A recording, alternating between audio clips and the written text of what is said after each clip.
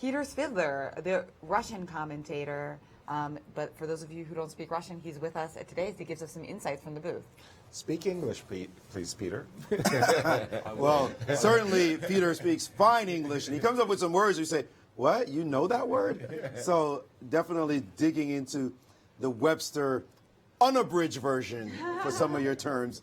But Peter, thank you so much. Peter Svidler, we should mention, of course, is 8-time Russian champion. Those are some serious gangsters in those tournaments. To win it 8 times is simply unbelievable. Peter, you're doing the Russian language commentaries. We really appreciate that. You must be thrilled at these games today. Yeah, this round, once again, there's this narrative that people play particularly freely before the rest day, and I have a feeling that what chess coverage, once again, I'm not answering the question you asked, but because this coverage is unarguably, I think, the best in the world, one thing that chess is maybe somewhat lacking is more in-depth stats. And I would very much like... We're working on it, by the way. Yeah, I know. We've had this discussion off-air many times already, even during this year's coverage. And one thing that would be very, very interesting to know is actually what happens to percentages of decisive results before and after the rest days. And well, at the top of the show, we did have that. We had that about after the rest day and at this event, okay. The last 3 years of this event. And we had 3 wins, and here it is on the screen, 3 wins in 2015, 3 decisive games, 3 decisive games in 2016. Last year, only 1 decisive game, but 2 of them went to the second time control, and 1 of them, Magnus, played to 94 moves against Nakamura. So certainly fighting chess in the second half. No, I mean, this tournament generally features fighting chess, but the percentage of deciders is interesting. And today is a fantastic round. I mean, once again, these are, players of very, very serious strength and very equal strength. So these games could still end in a draw. But so far, I really enjoy what I'm seeing on all 5 boards, and it could be a very, very interesting day indeed. And in particular, I don't know which game you chose, but we're covering the Grishov Carlsen game. Oh yeah. We saw I mean, you obviously are covering. I mean, we're all covering all games, but I mean, we chose. Oh no, we really like this one a lot. Yeah, we chose this as the game of the round before the day started, and we are not just being let down there. And what's your assessment? Look at this position; it's chaotic. He's got a knight on a1, a knight on g4 hanging. Yeah. He just gave up his Benko bishop. Well, he was going to have to anyway. So I think he does this in order to bring the knight back to f6. I think the point is, compared to some of the lines we were discussing, where black goes knight e5 instead of bishop takes c3, he wants to have at least one light piece on the king side to safeguard the king, because he will have to pay some attention to the queen side for a while. And there were some lines where white actually started a very serious attack on the king side if you trade everything off. So after bc3, I expect he will go knight f6 and keep this knight on f6 as a kind of stabilizing influence. But I think he might be in trouble. I think, and what really surprised me, and I have an explanation for it, but once again, as any outsider explanation, it could be completely wrong. But I have a feeling that he either just flat out missed or seriously misassessed the idea of g3, g4, and it threw him. Because the knight takes g4 is fine, but spending something like 2 or 3 minutes on knight takes a1 when bishop takes e4 was definitely a move that needed assessing at least, and arguably was maybe even stronger than knight takes a1, frankly. And like on air, we just started discussing bishop takes e4 and all the possibilities it opened up, and then he just took on a1.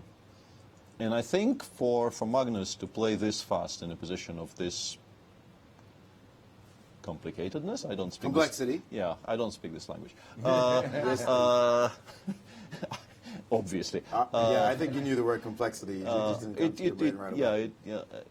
I think it speaks to a degree of shock, because it's very, very unusual for Magnus not to consider his options quite carefully in a position this difficult, and also in a game this important. Because had you considered g4? No. Yeah, okay. No. So that would have come as a shock to you as well. Yeah. No, I fully understand the shock part. But at this point, as a Russian schoolboy, this is a very, very nice trope, which I like using now and then. Yeah, every Russian schoolboy gets taught that you just sit on your hands for a while, right? You just don't allow yourself to make a move if it's not a non-legal move in the position. You just have to come down and reassess. And I have a feeling that this has not been done. after G4 knight, G4, E4. And it may have cost him, because the current position they have, I think, is favored for white. I don't know how much, but I feel it's quite heavily favored for white right now. Any other positions that have your attention? I was looking at the game between Wesley and Anand Vichy. That was this one is starting to interesting grow a little bit. Yeah, but once again, in terms of like optics, the one that draws your eye immediately is the Nakamura-Aronian game, because a voluntary tripling up of the e-pawns is not something you see every day. But once again, it feels like Hikaru, in his, you have to assume, homework assessment of this, has looked at this deeper than Levon, because Levon did not look surprised. So you get the impression that he also looked at this precise move order and decided it's perfectly safe for black. But the current position they have on the board, I think, is safe and quite well. I mean, there is an edge for white. It might not be enough to win, but I like white's position now. So it's an interesting idea by Hikaru, who. What's it been like doing commentary for the Sinquefield Cup in Russian? You played here the last couple of years yourself, and now you get to watch your colleagues playing and talking about it in Russian as well. Yeah, it's. I tried figuring out when was the last time I did any kind of serious commentary in Russian, and came up with the answer 2012. So it has been a while since I've done this, but it's very, very enjoyable. I really like working with Miro.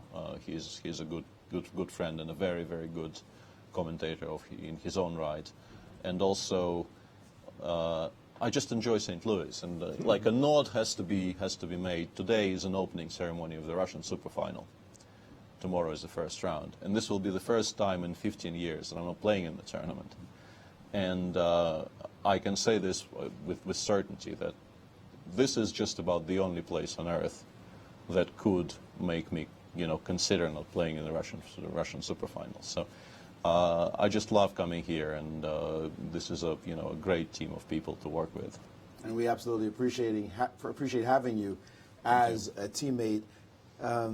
You are going to play, though, and play quite soon in the Champion Showdown. You get Hikaru Nakamura in chess 960, and we're going to also have Gary Kasparov in the building as well. Some really delightful matchups. Yeah. What is your thought about playing in this event in just about a couple of weeks? I was extremely happy when I got this invite, because I haven't played 960 competitively or otherwise, frankly, since I lost that final match against Levon Aronian. I used to be, I mean, the title obviously comes with an asterisk there, but I was 4-time world champion in 960 between, I think, 02 and 06. I played those matches in Mainz because Hans-Walter Schmidt was a huge, he was a pioneer of trying to promote 960 and create world-class events in 960. But then I lost to Levon, who is also a giant of the game. And then the matches kind of petered out, because I think in general the sponsorship for the Mainz events disappeared over time, and the events themselves just disappeared off the map, which was very sad, because they were fantastically well organized. And I've been missing the game. I really like the game, and the chance to play it in this setting against an opponent like Hikaru, who, I mean, I started as a dog. I have no illusions about that. Hikaru has more recent practice in the game, and he is generally, sort of more match fit than I am these days. But that's the setup for. I'm working really hard here. We're not buying it. I'm sure Hikaru's not buying it. You're like number 14 in the world, and I think he's number 13 in the world.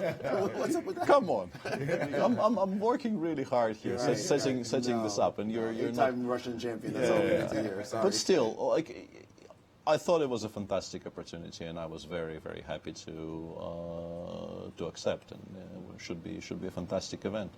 Well, we're going to look forward to calling your games as you're calling these games. Yeah, you will have some oohs and ahs there, and not all of them positive, I suspect. Yeah, like, why has he done that? There's a knight hanging. You got us down pat.